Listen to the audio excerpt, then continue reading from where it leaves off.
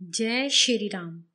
जब महाराज राम के राज्याभिषेक की तैयारियां करने की आज्ञा मंत्रियों को देकर और अपने समस्त सभासदों को विदा कर रनिवास पहुंचे, तो उन्होंने सोचा कि श्री राम का राज्याभिषेक होना आज सर्वसाधारण में तो प्रसिद्ध हो गया, परंतु रानियों को इसकी सूचना नहीं हुई।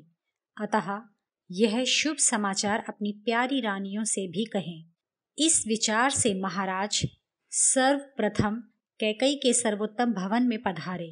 जब महाराज कैकई के भवन में पहुंचे तो वहां कई प्रकार के पक्षी, मोर, तोते, हंस आदि बोल रहे थे। कहीं पर बाजे बज रहे थे। जगह जगह चंपा और अशोक के वृक्ष भवन की शोभा बढ़ा रहे थे। उस घर की शोभा स्वर्ग जैसी हो रही थी। महाराज अपने उस भरे पूरे कैकई के भवन में पहुंचे, किंतु वहां उत्तम शैया पर कैकई को न पाया। उन्होंने कैकई का नाम लेकर पुकारा, किंतु जब कुछ भी उत्तर न मिला तब वे उदास हो गए, क्योंकि इसके पूर्व महाराज के आने के समय कैकई कहीं नहीं जाती थी। महाराज भवन में सबसे कैकई के विषय में पूछने लगे।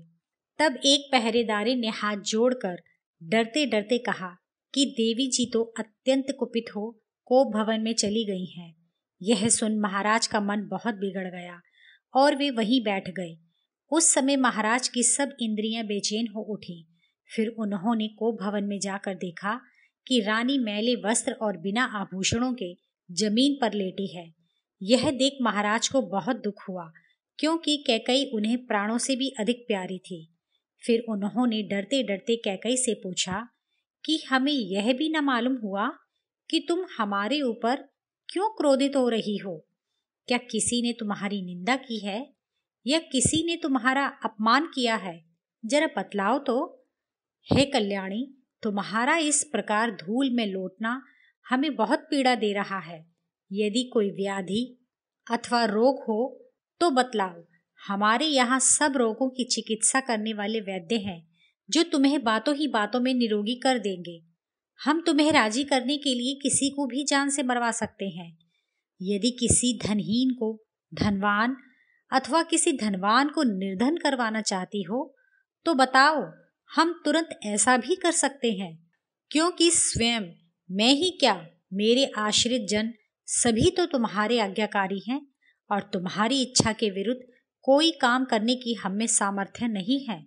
यदि हमें अपने प्राण गंवाकर भी कोई काम तेरी प्रसन्नता के लिए करना पड़े तो हम करेंगे, लेकिन बता तो तेरी इच्छा क्या है? हम तुझसे कितना प्रेम करते हैं यह तो तुझे मालूम ही है, इसलिए किसी बात की शंका मत कर। जो चाहती है कह दे।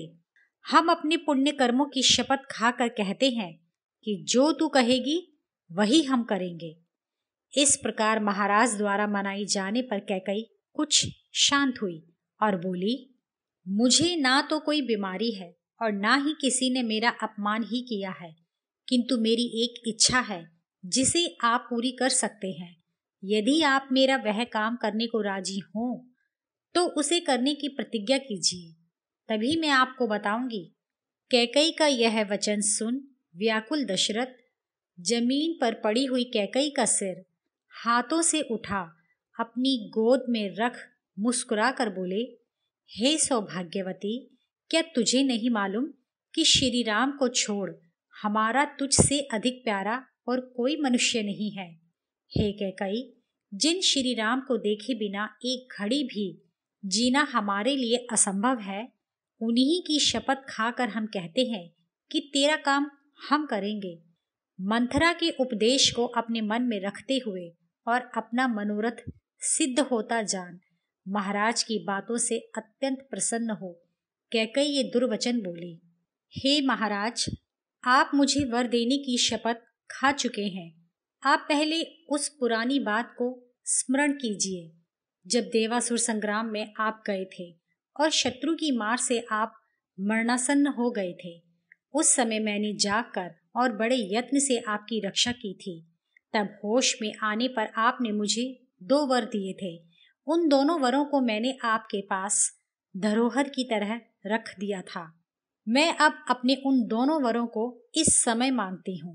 यदि आपने धर्मानुसार प्रतिज्ञा करके भी वे दोनों वर मुझे इस समय नहीं दिए तो मैं आपके सामने ही मर जाऊंगी। अतः आप सुनिए, रामचंद्र के अभिषेक के लिए जो सामान संजोया गया है उससे मेरे पुत्र भरत का अभिषेक किया जाए। यह तो एक वर हुआ। दूसरे वर में मैं राम का 14 वर्ष का वनवास मांगती हूँ और मेरा पुत्र भरत बिना किसी बाधा के राज्य भोगे। बस यही मेरी परम कामना है। आपके दिए हुए ही वर मैं मांगती हूँ। मैं राम का वनगमन आज ही देखना चाहती हूँ। कैकई की इन कठोर बातों को सुन दशरथ बहुत चिंतित व दुखी हुए। उस समय महाराज बिना आसन के जमीन पर बैठे बैठे लंबी सांसें ले रहे थे। फिर अचानक ही क्रोध में भर कर कहा कि मुझे धिक्कार है। यह कहकर वे मूर्छित हो गए। जब उन्हें होश आया तो वे अत्यंत दुखी हुए और क्रोध में भर कर कैकई को इस तरह देखा मानो उसे भस्म ही कर देंगे। इसके बाद वे बोले, अरे पापिन, कुल का नाश करने वाली, श्री राम ने तेरा क्या बिगाड़ा है? वे तो सदैव अपनी माता से बढ़कर तुझसे प्रेम करते हैं। हमने तो तुझे राजकुमारी समझा था। यह नहीं जानते थे कि तू एक विषधारिणी नागिन है। जब सारे लोग श्री राम के गुणों की प्रशंसा कर रहे हैं तब हम कौन सा अपराध लगाकर प्यारे पुत्र का त्याग करें? हम कौशल्या, सुमित्रा और राज्य, यहाँ तक कि अपने प्राणों का भी त्याग कर सकते हैं, किंतु श्री राम का त्याग नहीं कर सकते। उन्हें देखने मात्र से ही हमारा मन परम प्रसन्न होता है। अतः हे पापिन, बस कर और इस हठ को छोड़ दे। हम अपना सिर तेरे चरणों में रखते हैं, हम पर प्रसन्न हो। यदि तू यह जानना चाहती है कि हम भरत को प्यार करते हैं कि नहीं, तो तू परीक्षा ले ले। एक बार तूने स्वयं ही मुझसे कहा था कि श्री राम ज्येष्ठ होने के कारण राज्य पाने के अधिकारी हैं। तो यह बात तूने मेरी खुशामद करने के लिए कही थी या राम से अपनी सेवा करवाने को कही थी? लगता है सूने घर में रहने से तेरे ऊपर प्रेत सवार हो गया है, इसलिए तू अपने आपे में नहीं है। तू हमेशा ही हमसे कहा करती थी कि तुझे भरत के समान ही श्री राम प्रिय हैं, दोनों में कोई भेद नहीं समझती। भरत की अपेक्षा श्री राम सदा तेरी सेवा अधिक किया करते हैं। उसी श्री राम का 14 वर्ष के वनवास का वर मांगना तुझे कैसे अच्छा लगता है? जो श्री राम किसी से अप्रिय वचन नहीं बोलते, हम तेरे कहने से क्यों उन्हें वनवास का कलेश दें? हम तो अपने मन में ऐसी बात की कल्पना भी नहीं कर सकते। हे कैकई, हम बूढ़े हैं, हमारा अंत समय निकट आ चुका है। हम पर दया कर, हम तेरे हाथ जोड़ते हैं। तू रामचंद्र की रक्षक बन और हमें प्रतिज्ञा भंग के पाप से बचा। दशरथ ने इस दुख के सागर को पार करने के लिए बार बार कैकई से प्रार्थना की, किंतु दुष्ट कैकई बिल्कुल न मानी, बल्कि वह और भी अधिक कठोर वचन बोली। हे राजन, यदि तुम वर देकर उनके लिए पछताते हो, तुम्हें संसार में कौन धार्मिक कहेगा? जब उनके राजश्री तुम्हारे पास आकर इस वरदान के संबंध में तुमसे पूछेंगे, तब उनके प्रश्न का क्या उत्तर दोगे? उनके प्रश्न के उत्तर में तब तुमको यही कहना पड़ेगा कि जिसकी कृपा से मेरी जान बचे, इस समय भी जीता जागता मौजूद हूँ, और जिसने कठिन समय में मेरी बड़ी सेवा की, उसी कैकई को वर देने का वचन देकर भी मैंने वर नहीं दिया। मैं जान गई तुम इक्ष्वाकु कुल के यशस्वी राजाओं के यश को कलंकित करोगे, क्योंकि वर देने की प्रतिज्ञा करके अब तुम अपनी प्रतिज्ञा को पलट रहे हो। देखो, तुम्हारे ही वंश में राजा शैव्य हो गए थे, जिन्होंने अपनी प्रतिज्ञा पूरी करने के लिए बाज पक्षी को अपने शरीर का मांस देकर कबूतर की प्राण रक्षा की थी। एक दूसरे राजा अलर्क भी हुए थे, जिन्होंने अपने नेत्र निकालकर एक अंधे ब्राह्मण को दे दिए थे, जिससे उनको सद्गति प्राप्त हुई थी। मनुष्य तो मनुष्य, समुद्र भी वचनबद्ध होने के कारण अपने तट के आगे नहीं बढ़ता। इसलिए तुम भी पहली बातों को स्मरण कर अपनी प्रतिज्ञा को झूठी मत करो। इस समय तुम्हारी बुद्धि बिगड़ गई है। अब चाहे धर्म हो चाहे अधर्म, चाहे सत्य हो चाहे मिथ्या, तुमने मुझसे जो प्रतिज्ञा की है वह तुम्हें पूरी करनी ही होगी। उसमें अब हेर फेर कुछ भी नहीं हो सकता। और यदि तुम अपनी प्रतिज्ञा पूरी न करोगे और रामचंद्र ही को राज्य दे दोगे तो बहुत सा हलाहल विष पीकर मैं तुम्हारे सामने ही अपने प्राण त्याग दूंगी। मैं अपनी और भरत की शपथ खाकर तुमसे कहती हूँ कि मैं राम को वन में भेजे बिना और किसी भी बात से संतुष्ट नहीं हो सकती। यह कहकर कैकई चुप हो गई और विलाप करते हुए महाराज दशरथ से और कुछ न बोली। कैकई की इन कठोर बातों को सुन महाराज दशरथ को निश्चय हो गया कि कैकई श्री राम का वनवास और भारत का राज्याभिषेक चाहती है। वे कैकई से कुछ बोले तो नहीं, किंतु विकल होकर अपशब्द कहने वाली कैकई के मुख को एकटक निहारते रहे। कैकई के मुख से वज्र के समान हृदय को दहलाने वाली और दुख शोक उत्पन्न करने वाली भयंकर वाणी को सुन महाराज दशरथ बहुत दुखी हुए। कैकई का श्री राम को वन में भेजने का भयंकर निश्चय और उसकी शपथ को स्मरण कर महाराज दशरथ ने हे राम कहकर ऊंची सांस ली और जड़ से कटे हुए पेड़ की तरह वह जमीन पर गिर पड़े। होश में आने पर महाराज कैकई से बोले, अरे पापिन, यदि तू प्रजा की, अपने पुत्र भरत की और हमारी भलाई चाहती हो तो हट मत कर। हमने या श्री राम ने तेरा कौन सा ऐसा अपराध किया है जो तू ऐसा कहती है। हम समझते हैं कि श्री राम के सामने भरत कभी राजगद्दी पर बैठना पसंद ही नहीं करेंगे, क्योंकि हम तो भरत को श्री राम से भी अधिक धर्मात्मा समझते हैं। हम जब श्री राम से वन जाने को कहेंगे तब उनका मुख उदास हो जाएगा, उसे हम कैसे देख सकेंगे। हम अपने मंत्रियों और हितैषी मित्रों के साथ परामर्श कर जो निश्चय कर चुके हैं उसका बदल जाना हम कैसे देख सकेंगे। फिर देश देशांतरों से आए हुए राजा लोग राम के राज्याभिषेक के विरुद्ध होते हुए काम को देखकर यही कहेंगे कि इक्ष्वाकु वंशधर दशरथ निपट बाल बुद्धि का है। आश्चर्य है कि इतनी दिनों तक इसने राज्य किस प्रकार किया। फिर जब अनेक बूढ़े गुणवान और शास्त्र मर्मज्ञ हमसे पूछेंगे कि श्री राम कहाँ गए, तब हम उनको क्या उत्तर देंगे। क्या हमारा उनके प्रश्न के उत्तर में यह कहना ठीक होगा कि कैकई के सताने पर हमने श्री राम को घर से निकाल दिया। यदि हम यह सच्ची बात प्रकट कर देंगे तो हमारा वह निश्चय जो हमने वशिष्ठ आदि गुरुजनों के समक्ष श्री राम को युवराज पद पर अभिषिक्त करने के लिए किया है झूठा हो जाएगा। राम को वनवास देने पर उसकी माता कौशल्या से हम क्या कहेंगे। हे कैकई, देख, जब समय समय पर कौशल्या जो सेवा करने में दासी के समान, रहस्य करने में सखी के समान, धार्मिक कृत्यों में स्त्री के समान और हितैषिता में सगी बहन के समान, आग्रहपूर्वक स्वादिष्ट भोजन कराने में माता के समान है, जो सदा हमसे मधुर वचन बोलती है और हमारा भला चाहती है और जिसका पुत्र भी हमको सबसे अधिक प्रिय है, हमारे पास आई, तब हमने तेरी विचार से कि कहीं तू अप्रसन्न न हो जाए सत्कार करने योग्य उस कौशल्या का आदर न किया। तेरे प्रति हमने जो यह सद्व्यवहार किया था उसका आज हमें उसी प्रकार पश्चाताप हो रहा है। यह देखकर सुमित्रा को भी अपने पुत्रों के विषय में हमारा विश्वास कैसे होगा। बड़े खेद की बात है कि जानकी हमारी मृत्यु का और श्री राम के वनवास होने का संवाद सुनकर कहीं इन बातों की चिंता में अपने प्राण न गंवा दे। बड़े दुख की बात है कि सीता को भी यह दो अप्रिय समाचार सुनने पड़ेंगे और सीता को रोती हुई देखकर बहुत दिनों तक हम भी नहीं जी सकते। तब तू विधवा होकर अपने पुत्र सहित राज्य सुख भोगना।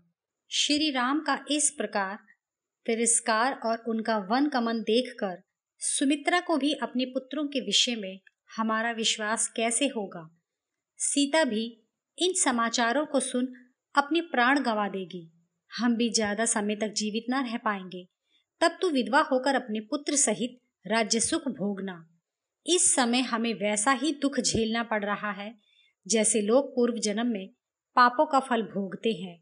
हे पापिन, जिस प्रकार एकांत में कोई बालक काले सांप के साथ खेलता हुआ अपनी मौत नहीं पहचानता, उसी प्रकार तेरे साथ विहार करते हुए हम तुझे न पहचान पाए कि तू साक्षात मृत्यु है। धिक्कार है तुझ जैसी स्त्रियों को जो सदा अपने मतलब में निपुण होती हैं। हे कैकई, हम भली भांति जानते हैं कि जब हम अपने प्रिय पुत्र को वन जाने के लिए कहेंगे तो वे इसे बहुत अच्छा कहकर चले जाएंगे और इसे हमारी आज्ञा मान कोई प्रश्न भी नहीं पूछेंगे।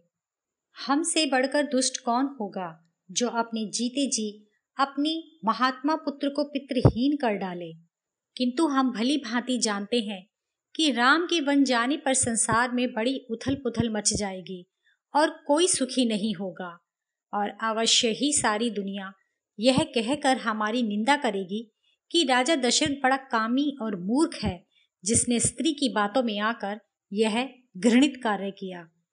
अतः हे कुल कलंकनी, चाहे तू उदास हो, चाहे कुपित हो, चाहे तू विष खाकर मर जा, किंतु तेरी इस असहनीय बात को, जिसको करने में पूर्ण रूप से हमारा अहित है, हम कभी न मानेंगे, क्योंकि तेरा हृदय दुष्टता से भरा है। तू अपने ही कुल का नाश करने वाली है। तू देखने में रूपवती होते हुए भी अपने इन अवगुणों के कारण भयंकर है, और जो तू बार बार हमें मरने की धमकी देती है, सो तुझ जैसी दुष्टा और अनर्थकारिणी का मरना ही हम अच्छा समझते हैं। देख, अब भी मान जा और हमारा अनिष्ट मत कर। हर प्रकार से धमकाने और खुशामद करने पर भी जब कैकई न मानी, तब महाराज कैकई के सामने गिड़गिड़ाते हुए उसके चरणों पर गिर पड़े, किंतु कैकई पर कोई असर न हुआ, अपितु अपने निर्णय पर ही डटी रही और महाराज को भय दिखाती हुई बोली, हे महाराज, तुम तो अपने को सत्यवादी और दृढ़ प्रतिज्ञा बतलाकर अपना बखान करते थे, किंतु अब वर देने में आनाकानी क्यों करते हो? तब महाराज ने कहा कि बहुत दिनों तक निसंतान रहकर बड़े कष्टों से तो हमें ये पुत्र मिले हैं, सो श्री राम को भला हम कैसे त्यागें। महाराज को इसी प्रकार विलाप करते और कैकई को मनाते हुए रोते रोते उनकी आंखें लाल हो गईं। बड़ी कठिनाई से धैर्य धारण कर और मन को वश में कर और बहुत कष्ट से अधीर होकर कैकई से बोले, हे पापिन, विवाह के समय अग्नि के सामने वैदिक मंत्रोच्चारण पूर्वक हमने जो तेरा हाथ पकड़ा था, उस हाथ को और तेरे गर्भ से उत्पन्न होने के कारण अपने पुत्र भरत सहित तुझे आज छोड़ते हैं। श्री राम के राज्याभिषेक के लिए जो सामग्री इकट्ठी की गई है, उससे अभिषेक तो न होगा, किंतु राम उससे मेरी अंत्येष्टि क्रिया जरूर करेंगे।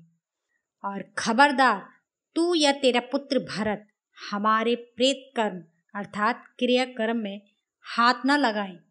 महाराज पुनः कैकई को मनाने के लिए उससे बोले, हम धर्मात्मा दीन तेरी शरण में आए हुए और थोड़े दिनों जीने वाले हैं। हे भद्रे, विशेषतः यह जानकर कि हम राजा हैं और एकांत में नहीं, हम भरी सभा में श्री राम के राज्याभिषेक की घोषणा कर चुके हैं। अब यदि श्री राम का राज्याभिषेक न हुआ तो लोग हमारी बड़ी निंदा करेंगे। तू हमारे ऊपर कृपा कर। किंतु खुशामद और धमकी से भरे हुए उनके करुण विलाप पर उस दुष्टा कैकई ने कुछ भी ध्यान न दिया। महाराज दशरथ के इस प्रकार बोलते बोलते चंद्रमा और तारों से भरी रात बीत गई और सवेरा हो गया। पुण्य समय पर शुभ नक्षत्र और शुभ मुहूर्त काल भी उपस्थित हो गया।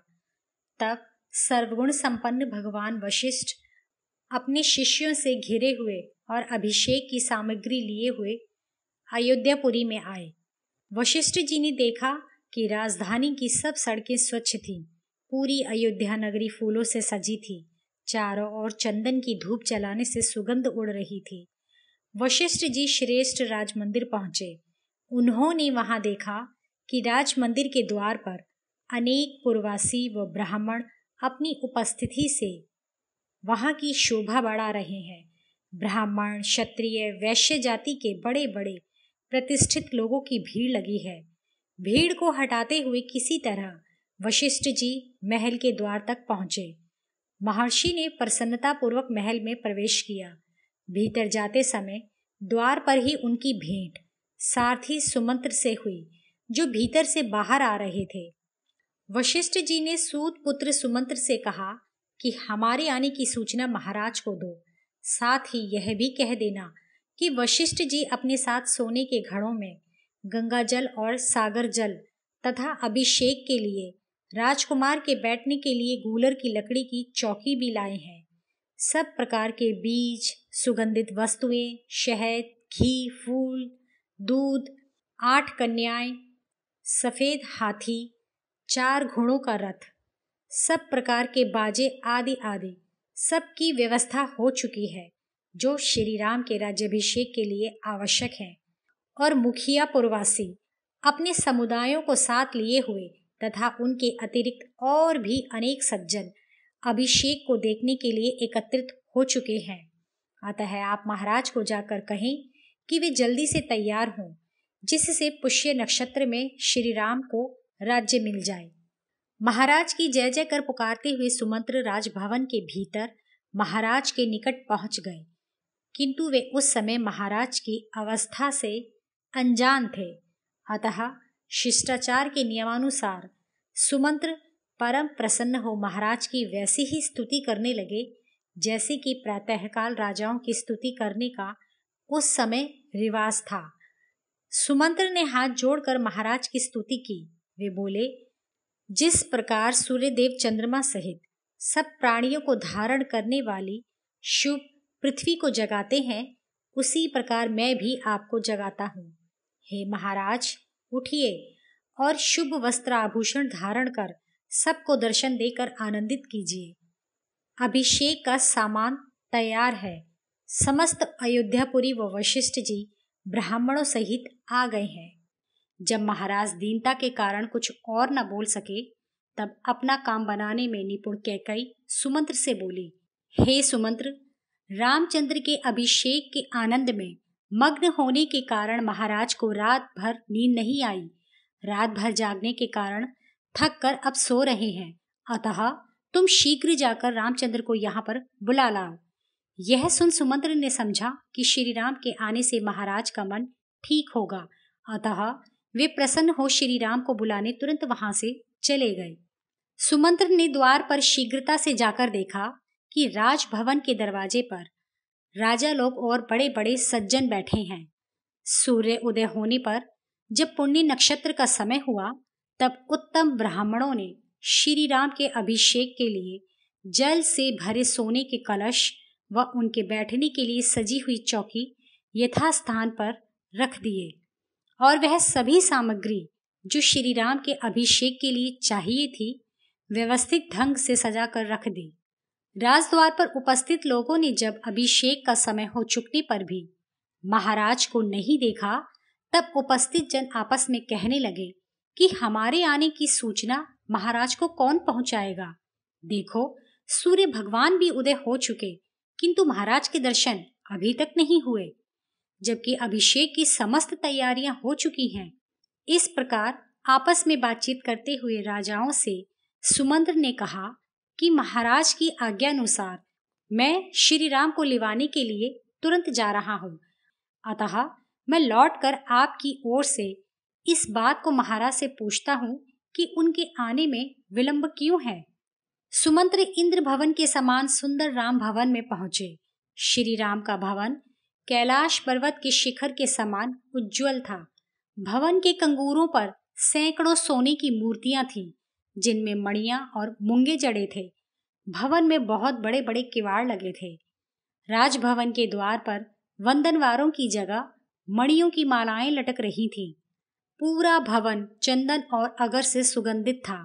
असंख्य धनराशि से भरे हुए राम भवन को देखकर सुमंत्र बहुत प्रसन्न हुए और स्वर्ग समान भवन की चौखट को पार करके अंदर पहुंचे। भीतर जाकर सुमंत्र ने देखा कि भवन के भीतर और बाहर सब जगह लोग प्रसन्न होकर आपस में श्री राम के अभिषेक की ही बातें कर रहे हैं।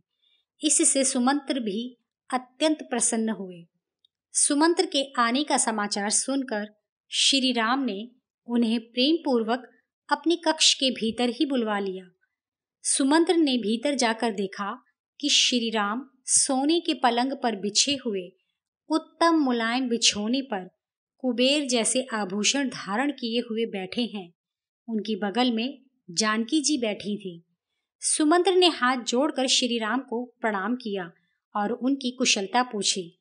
फिर सुमंत्र बोले, हे कौशल्यानंदन, आपको कैकई सहित महाराज देखना चाहते हैं, अतः आप तुरंत वहां चलें।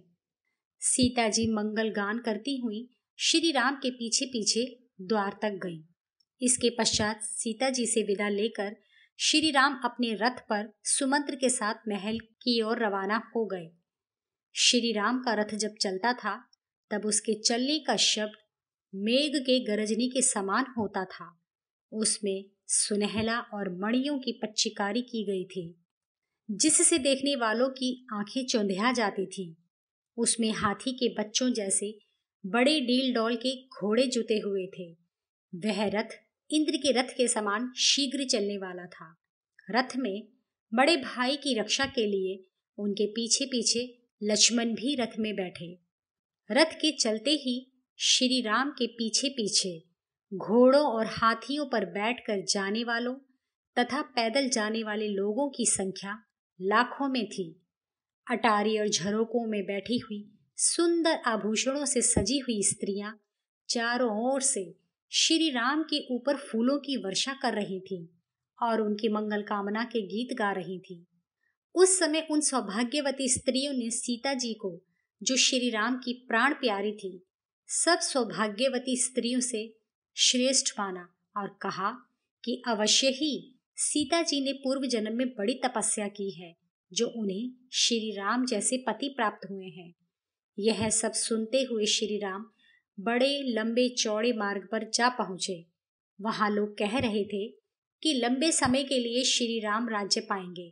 इनका राज्य पाना हमारे लिए बड़ा लाभदायक होगा, क्योंकि इनके राजा बनने पर हमें किसी प्रकार का अनिष्ट या कष्ट नहीं देखना पड़ेगा।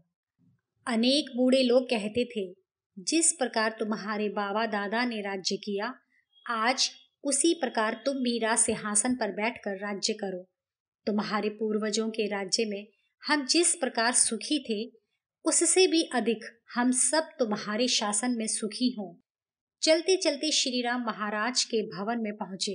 वे 3 ड्योढ़ियों पर, जहां तीरंदाज सिपाहियों के पहरे लगे हुए थे, रथ पर बैठे हुए ही चले गए। फिर 4थी और 5वीं ड्योढ़ियां उन्होंने पैदल पार की। इस प्रकार राजभवन की सब ड्योढ़ियां लांग और साथ में आए लोगों को अंतिम ड्योढ़ी पर छोड़कर श्री राम ने महाराज के कक्ष में प्रवेश किया। मुझे सुनने के लिए धन्यवाद। आपको यह कैसा लगा? अपने विचार अवश्य ही बताएं।